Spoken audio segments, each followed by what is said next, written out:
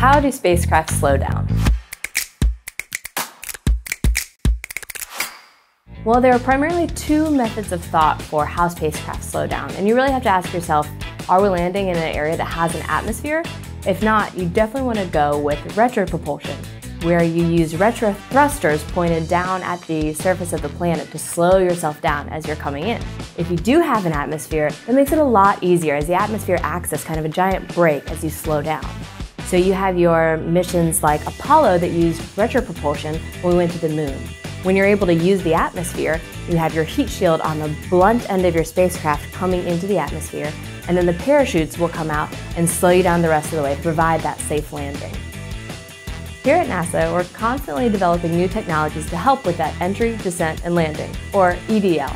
Some of the trick in entering atmosphere is when you do have it, but it's really thin. One of the technologies NASA is developing to handle those is called HIAD, Hypersonic Inflatable Aerodynamic Decelerator. The HIAD can come as a heat shield much like the blunt body heat shields of those older missions that were made out of ceramics or metals and were very hard. However, HIAD is a flexible woven system that compacts really small, so you're able to actually get a very small heat shield inside your rocket diameter. With HIAD, when the fairing comes off, the heat shield can then inflate and expand to a diameter much larger than your rocket. Therefore, you're able to bring in a much larger payload than you were before. So how do spacecraft slow down?